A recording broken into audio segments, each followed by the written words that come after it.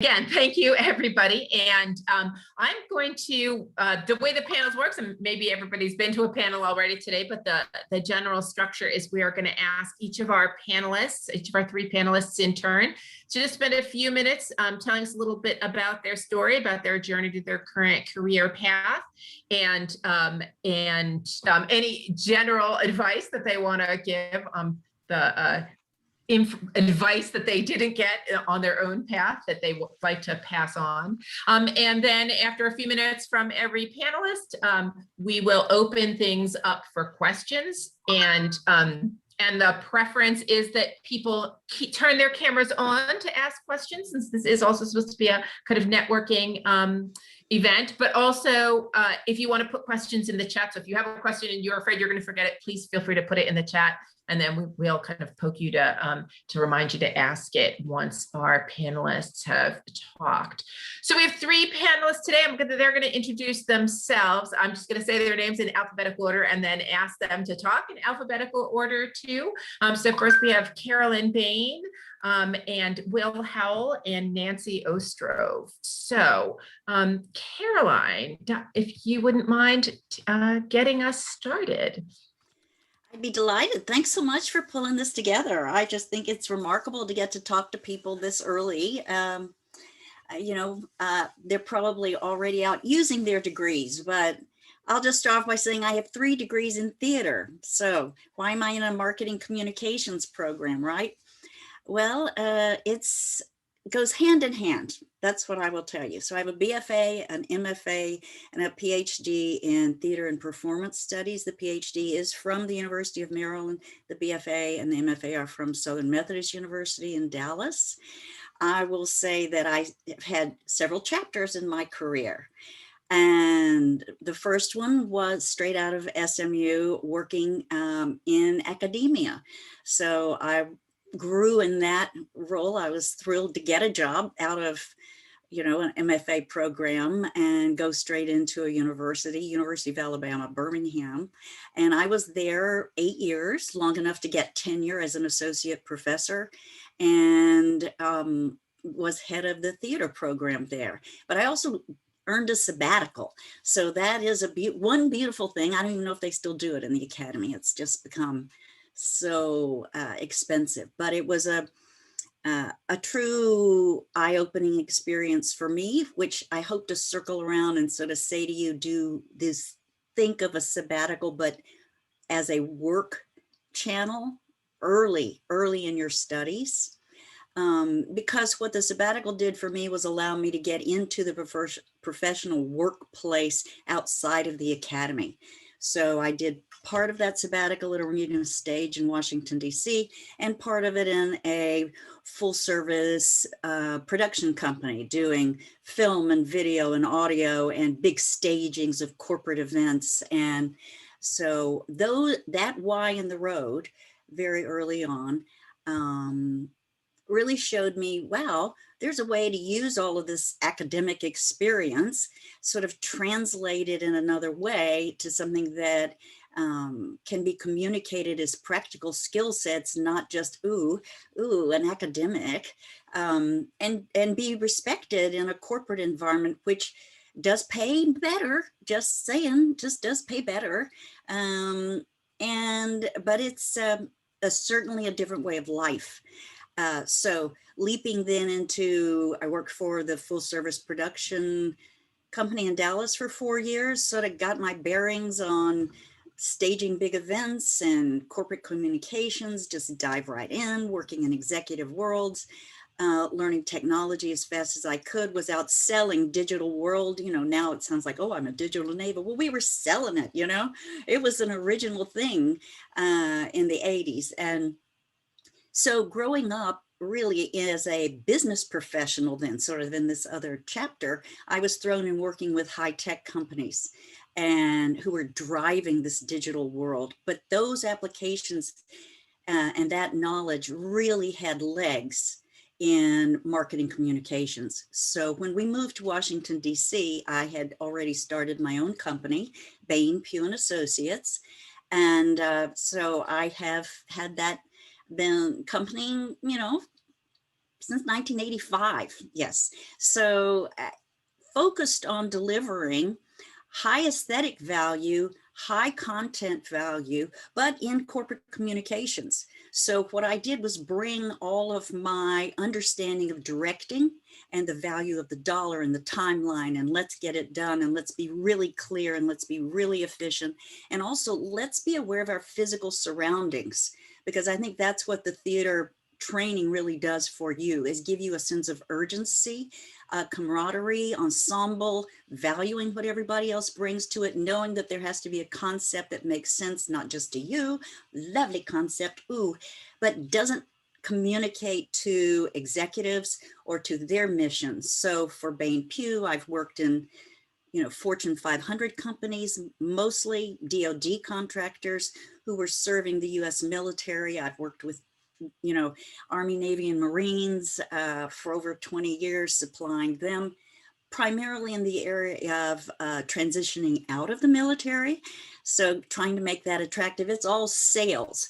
So really understanding that you have to know the content, you have to know the audience, you have to know how you're going to sell it to that particular audience so they can hear it, and to do it so it's efficient, it hits their budget, it hits the timeline, and you build a relationship so that you will get more business from them, because it is relationship driven. And as social media has certainly illustrated, it is relationship driven. So did that forever, but in 2001, I decided I'm not quite finished with this academic story, and I went back to the University of Maryland and began working my PhD, which then 6 years, yes, it's true, I was still working Bain Pugh, yes, raising a daughter, and working, still traveling some, but that's why it took me 6 years to finish my PhD in theater and performance studies. But I was in the area of performance and everyday life, and focusing on festivals and eventification, right? Staging corporate events, making something special out of nothing. And so in the theater, we really know how to do that.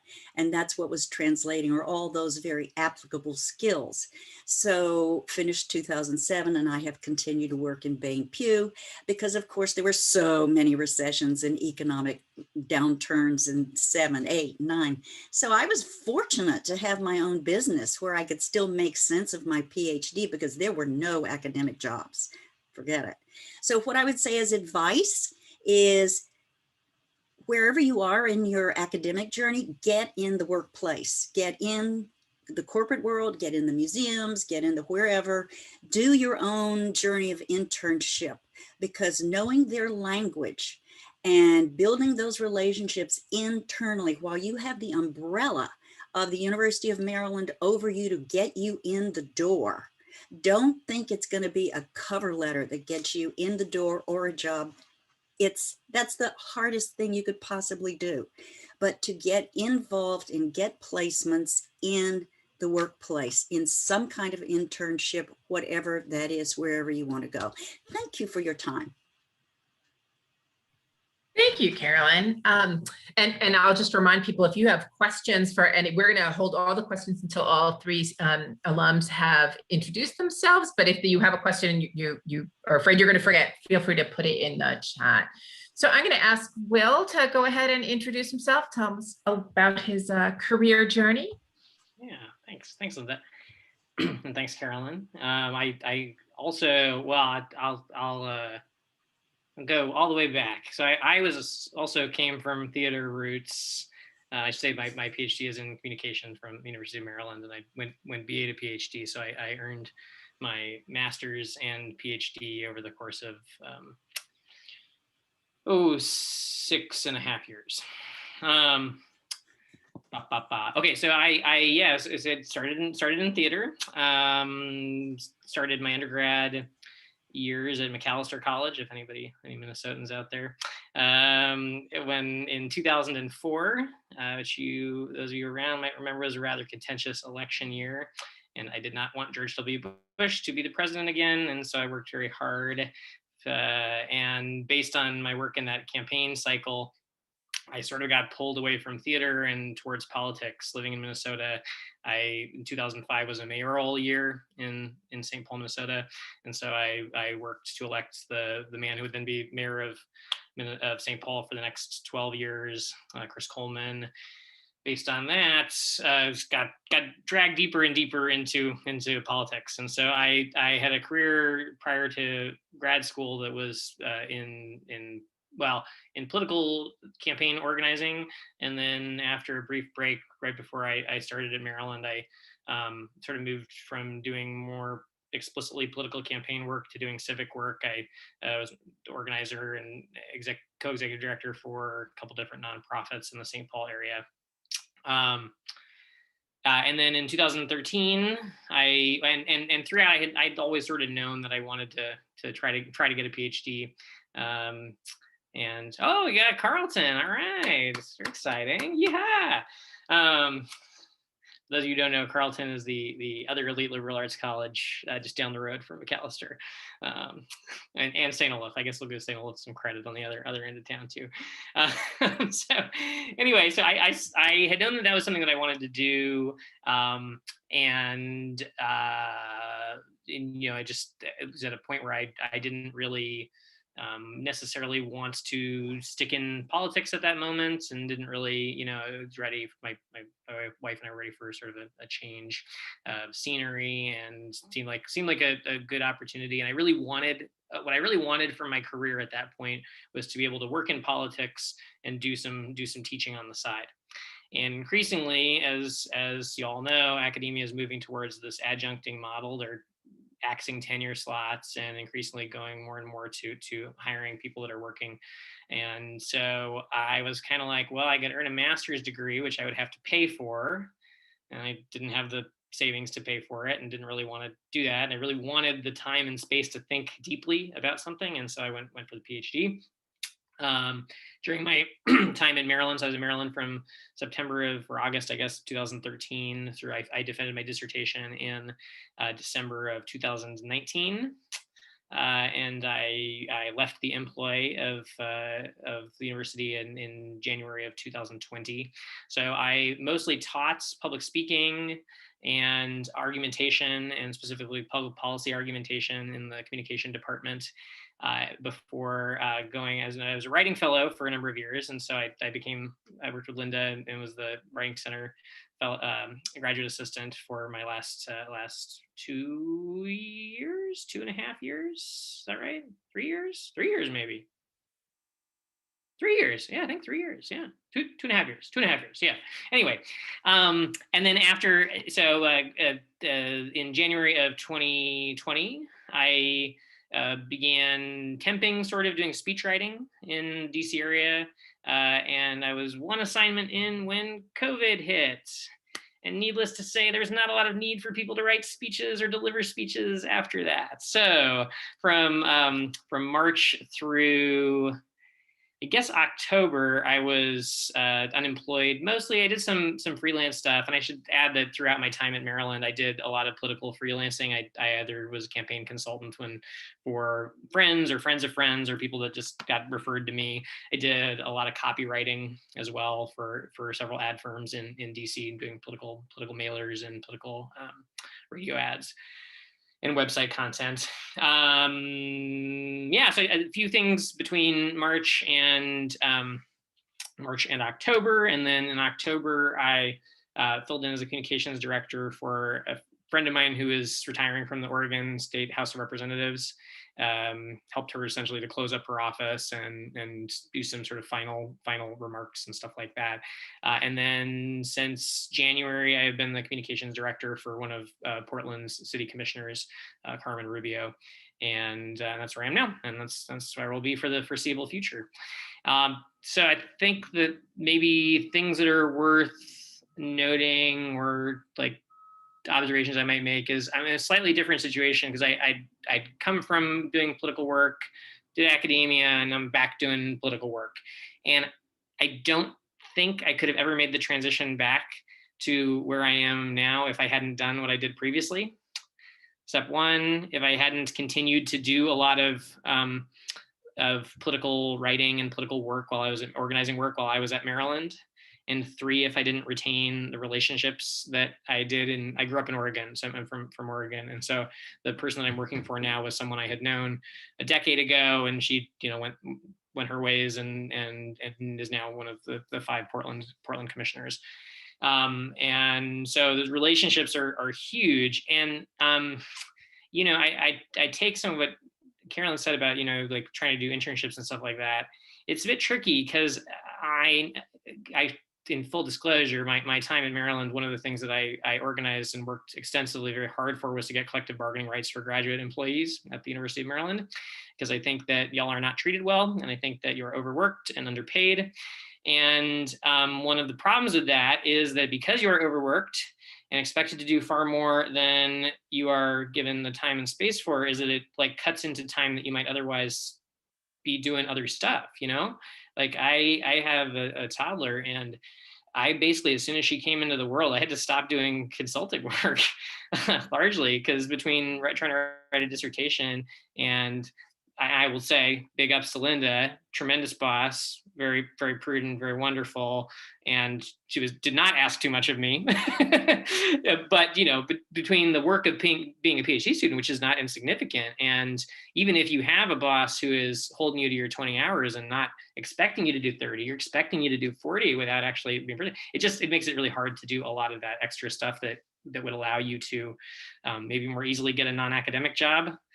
And that's a real tough thing. I think in communication, our department, we have a lot of people that do end up going into more non-academic careers, but the real reason that they're able to do it is that they just work really hard to carve out the time to like do actual work for nonprofits or freelance writing or that kind of stuff, really hacking the time out of their very limited free time. So that'd be my thought and comments, and happy to talk more as we go to questions. Great, thank you. And I think that point about how do internships fit in? There's some movement about that, especially for our Hugh students, but how does that fit in to your employment and your training as well as your financial existence? I think is an important one to raise. And finally, Nancy, can you introduce yourself and tell us about your career path? Sure. Nancy Ostrove. All right. There's going to be a big question mark over your head as to why I'm here. It's because it's entirely different from the other two. I got my PhD from Maryland in 1977 in experimental social psychology. So I am a social psychologist by training. I've always considered myself a social psychologist. We were taught, what were we taught? We were meant to be academicians. And don't even get me started on my professors. But we were no one ever talked to us about being anything but an academician. Which became a little bit of a problem for many of us when we graduated because the jobs weren't necessarily there. In fact, of the classes, my class, my husband's class, who was right behind me, and others I've known, one person, had ended up being one. I was for 3 years. So after I graduated, I taught for 3 years at a small liberal arts college in Ohio, which I will not mention. It was not for me. And, and we had, Judd, oh my goodness, it was like applied social psychology. Oh no. In fact, the thing that my husband and I both, because we both ended up going into, more practical areas, the thing that we found most useful for us was our methodological expertise, because it could be used in so many different areas, and that's what we ended up doing. So 3 years of teaching, postdoc at USIS in health psychology, consulting. Well, I actually worked for the Montgomery County Police Department doing a kind of a department-wide survey of the antecedents and consequences of stress. Okay, so what does it have to do with communications? All right, we'll get there. And then a lot of consulting including at one point with Porter Novelli. So, getting into that whole area where survey research, where the research was used both quantitatively and qualitatively, the research was used to create, in some cases, public relations campaigns, but basically, to communicate with people. So that's why I think of myself, in terms of communications. And in fact, okay, so let's go from there. Two babies, working part-time, including mostly research, survey research, qualitative research. And then I hit upon a job out of the APA, which is American Psychological Association monitor.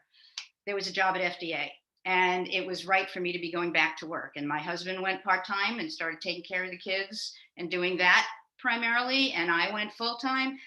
And from then on in, it was me and FDA.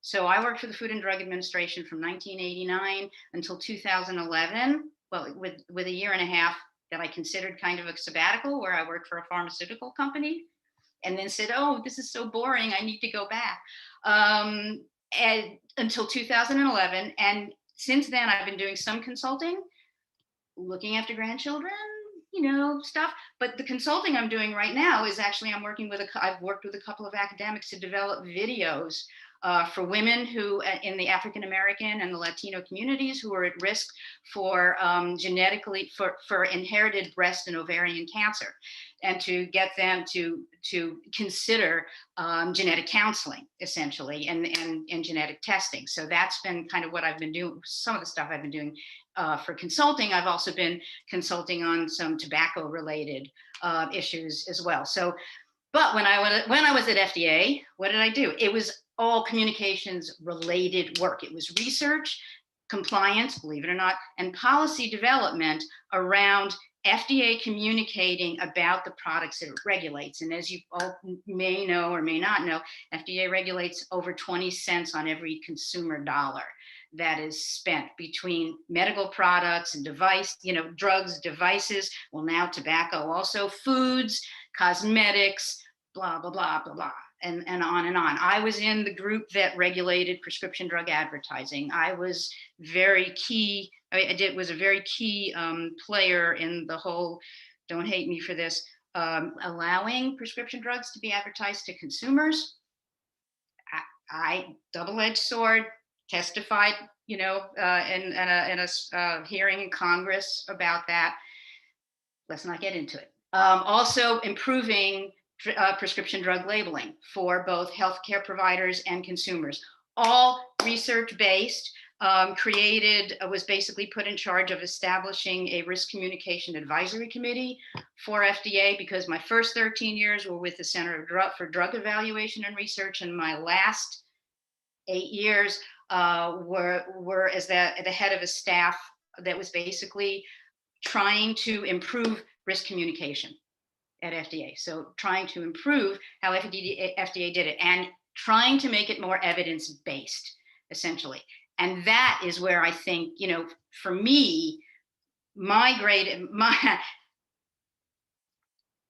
the science behind communications is what is really significant, because so much, and I won't talk for anybody else here, but so much of communications is art, which is a good thing. I love art. I paint. I do things, but it doesn't necessarily get this message across. It's a good thing, but you need to do the research. So we, our advisory committee, in fact, put out a book on communicating risks and benefits that was done by the people in our advisory committee, and it was just trying to get government agencies to take an evidence basis for communicating with all of their constituents is an interesting process, and one that I think more and more people should really be getting into. I loved what I did, but at the same time, working for a bureaucracy, and a very, very large one, and not whether it's government, whether it's private sector. I've worked in the private sector as well. I worked for Eli Lilly for, like I said, 1.25 years that I considered a sabbatical because I needed one desperately after 13 years of way too much on my plate, including being a manager. I probably lost the thought there also, but it was wonderful, but it is very hard to work in a bureaucracy. And at some point, especially when you're dueling with the Office of Management and Budget over the kind of research that you are allowed to do, which is basically whatever the White House wants, because that's how the Office of Management and Budget works for the most part. That's my prejudice. And after a while, you just get tired of fighting the same fights. So I stopped in 2011. It was time. I could do it. And I've been consulting and being happy since then. But I would urge people to consider the government because there is a need. There's a need for people who understand evidence and who would like to be able to apply, kind of the scientific perspective to communications. And I'll just let it go at that. Wonderful. Thank you, Nancy.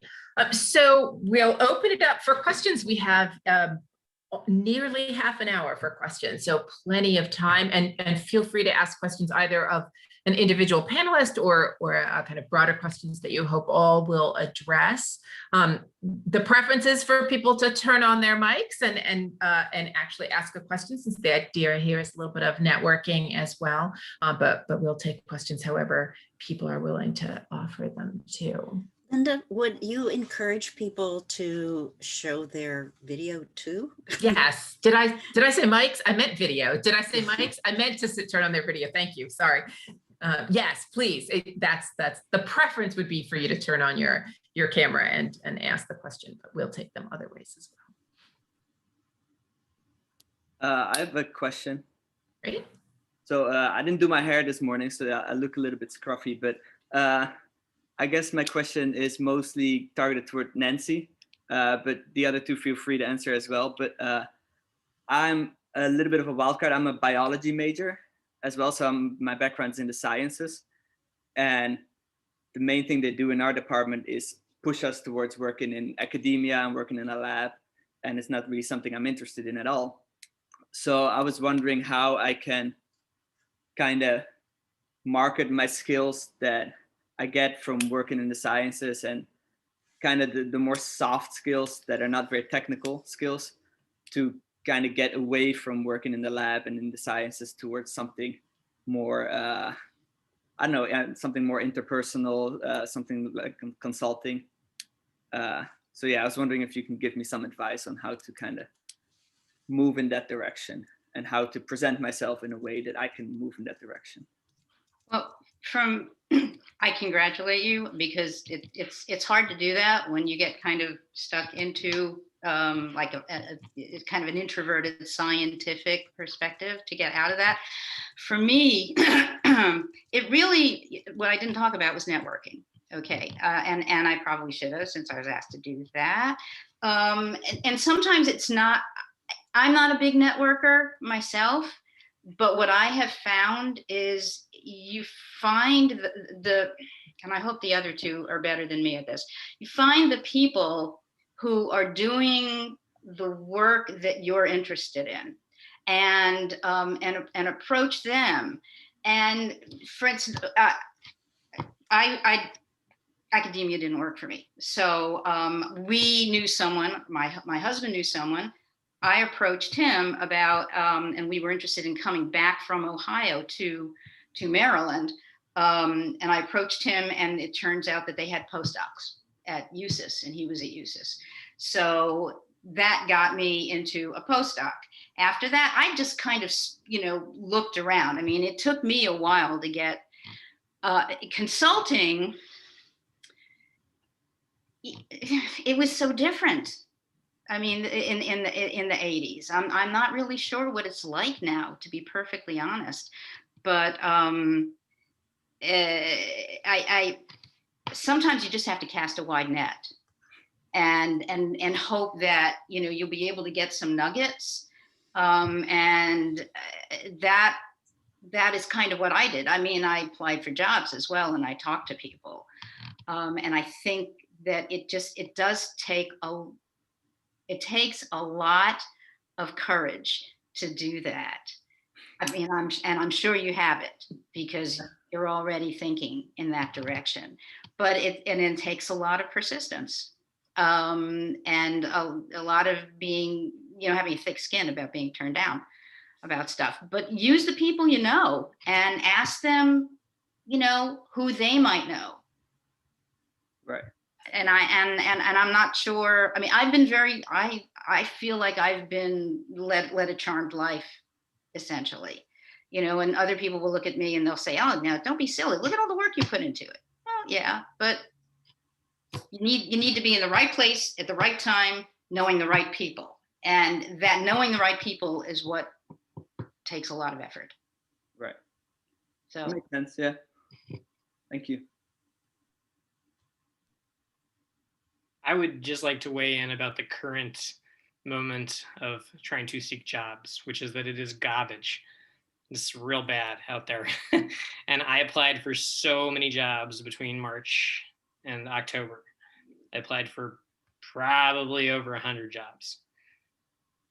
Got rejected from, yeah, I did maybe 15 or 20 interviews or something, but a lot of no's. And I have a degree in communication, and I was applying for communication jobs. So I'm not trying to say that not to discourage you, but just to are you graduating in May? No, not in May, but hopefully somewhere late this year, early next year. Okay. Well, then hopefully things will be better. Right. Yeah, the economy is really bad right now, and I hope it'll be better. The other thing going for you particularly is that, and I'm not trying to get too deep into politics, but you have a presidential administration now that actually respects science and is interested in communicating well about it. And so friends that work in the federal government, and maybe Nancy could speak a little more to this too, or even Carolyn from her consulting work. I do think there is increasingly an interest in hiring good scientists who are good at communicating science. Right. That is a trend, I think, of these last couple months of Biden administration hiring, is really trying to get people that are good at communicating science.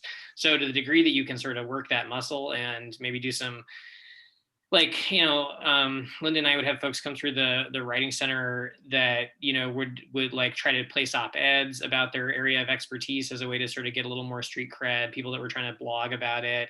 And that's a slog. I know it's a lot of work, but, anything to sort of demonstrate that you are decent at communicating about your subject area, that allow hiring committees to extrapolate a little bit about, hey, he's good about communicating about that particular science. Maybe he's good about communicating this other stuff. So that'd be and much better that you're graduating in December. That'll be much better for the job prospects. I would just add to that, whatever field you're in, biology, great. What are the associations for biologists? And really to work every angle of the associations that could possibly relate to your interest and experience, and do something with that association. There are student memberships that are really inexpensive usually, and then get on some committee that will work your way. Because again, that networking isn't just, it's strategic networking. It's like, I want to get to this person because you have blueprinted them on LinkedIn and every other way you can possibly do it. And you've got some chat you can share with them. Once you get there, you know who you are looking for and why you want to have that 60 seconds with that specific person through networking with that association. And there are a lot, and the associations are always looking for people to either do 5-minute presentations or be on a panel of some kind, but get your foot in the door through these associations. And then you are one of their community members. Right. Yeah, that makes sense. Thank you. Add quickly to what all three of the speakers said that might be useful, and I'll see if I can find the link really quickly. There is a group that you maybe already know about it, Marilyn, the Graduate Science policy, I think that's the right name, that are very interested in communicating about their science. And I know actually the women who helped originate that group is speaking on another panel, but let me find their link and then I'll put it in the chat. Yeah. Other questions? Veronica, you turned on your I camera. did. Go ahead, ask away. Hi, everyone. My name is Veronica Thomas. I am a doctoral candidate in the Theater and Performance Studies Department at the University of Maryland, of course. And I've also taught Introduction to Communication and Public Speaking for about a decade at various places around Maryland and Baltimore. My dissertation is actually on performances of urban planning and dramaturgy of space. And so I am trying now, as I'm nearing the end, I hope to defend at the end of the summer, figuring out where do I go in my job search. And I feel fairly familiar with the academic job search. I've been a visiting assistant professor, and I feel fairly familiar with the nonprofit world, having come from theater. So I'm wondering if some of you can talk a little bit, and you have been talking wonderfully, but I'm just thinking about beyond understanding how the skills of completing a dissertation translate into the corporate world, any other way that you can place communication skills, theater skills, in regard to working in a more corporate environment, or event planning or communication. Speech writing sounds really intriguing to me. Anything like that, I would just love to hear you all talk more about that. Thank you. Well, congratulations. I'm so excited for you and would love to have a much longer conversation, but I would say what we learn in theater is proposal writing, or through the dissertation experience and the abstract writing. And also, you know, my training was primarily in directing until I, you know, as the way goes in the PhD world, that good. It's footnotes, excuse me. But still, that the concept development is what we do. And to be able to articulate that and to budget it. I mean, so that we know how long it takes, what is required to do it, and, you know, how much money have you personally been responsible for? That's what the business world also wants to know. How can they trust you? Because it is about trust. You're being asked to trust, to take care of people's business identities. So understanding identity, persona, and being able to turn that into image literacy, media literacy. That's what we bring to it, is we know the power of the image, and people are not really going to ask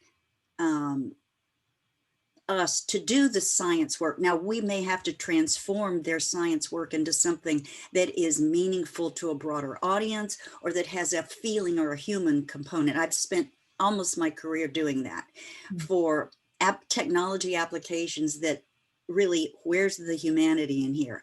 So putting the touch into technology, which is, I think, what we're able to do, and to realize that some things, I specialized in video.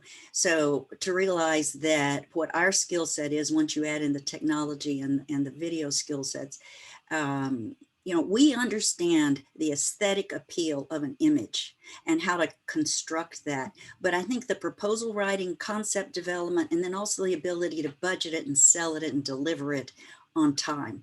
So that's the reality of what the theater world brings to it. Hope that helps. It does. Thank you so much.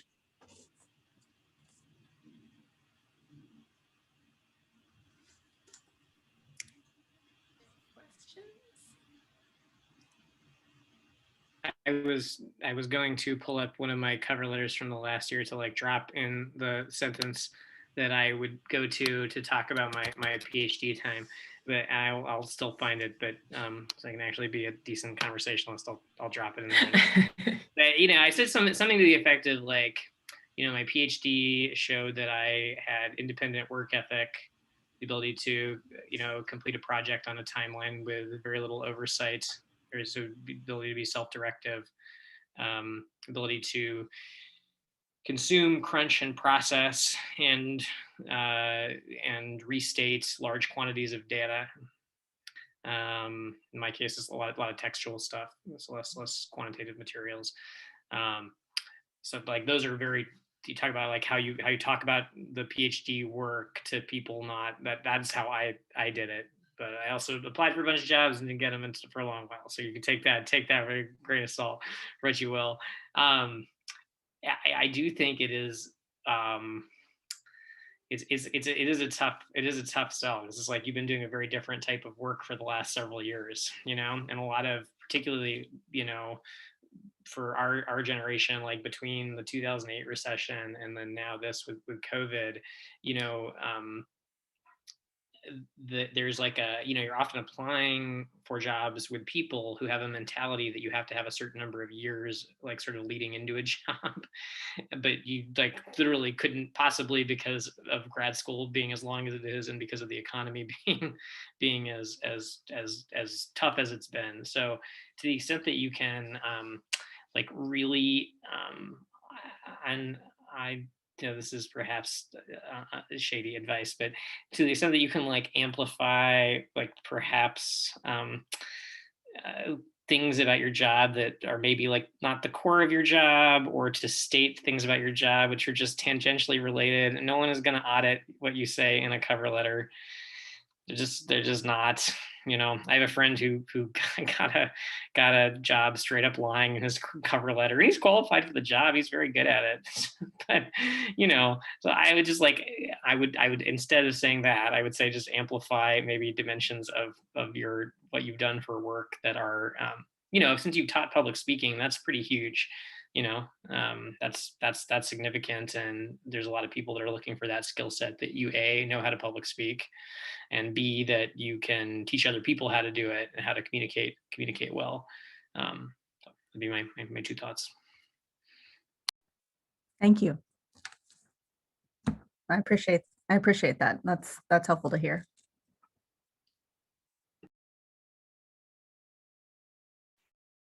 Yeah, I wish I could add something that really adds something, but I'm not a dinosaur per se, but I'm old, and in terms of what people are looking for nowadays, I think Will's got a really good point, and I really think that Carolyn's point is excellent. Is the whole issue of being able to the proposals showing that you can bring stuff in on time, on budget, is always important from a corporate standpoint, and is important from a government standpoint as well. So, I would really second what she said. I would just add the other kind of generic things that most PhD students do well, that you maybe don't think about in the way that you might, is you're juggling multiple things, multiple projects at the same time, right? If you are teaching and writing your dissertation right there, right? You're juggling new things.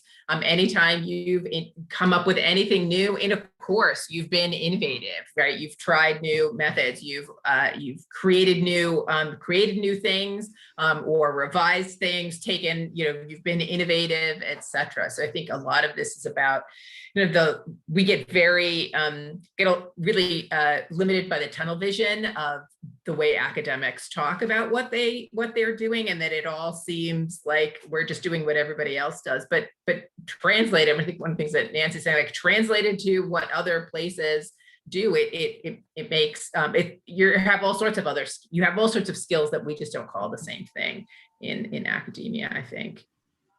Can I add something to that? Of course. I would just say also, in terms of evaluating what you have already accomplished, you're so accomplished, just really step back, and with the science mindset that Nancy's been talking about, is what are the outcomes of what you have done? And that's what people really want to know. How many people have you been in front of? How many people have given you any feedback that what you did changed their lives, or, contributed to raising this much money? Again, money drives so much of this conversation of the business world in terms of how much you've been responsible for, how much you have raised, how much you have sold, how many people have paid to take your classes, you know, or this volunteer effort was how many hours that would have been worth such and such if they had had to be hired. But just thinking analytically and from a business point of view to turn what you have done into value that people that are not coming from the academic world or the analytical world as we know it, but what they do understand is money and time. So if you were, or the level, the other thing that I think is really important is the level of context. Like Will's talks so much about, you know, I worked for this politician or this communicator, this paper. At what level were you working? Who was your supervisor or whatever? What was their level? You know, dean of so-and-so, or just, you know, pull those rank cards, because people will take that away. It's very easy to remember. And then, you know, those are just top of mind, some sort of analytical tools to put to your analysis of your own work. Thank you all so much. This is really helpful. I appreciate your responses.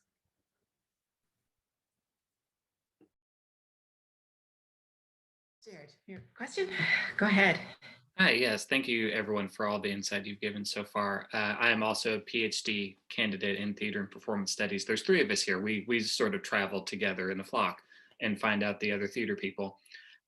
So something that's come up a lot, both in the previous two sessions and in this one as well, is there's the sense of academia in some cases being its own kind of culture, its own structure, its own institution.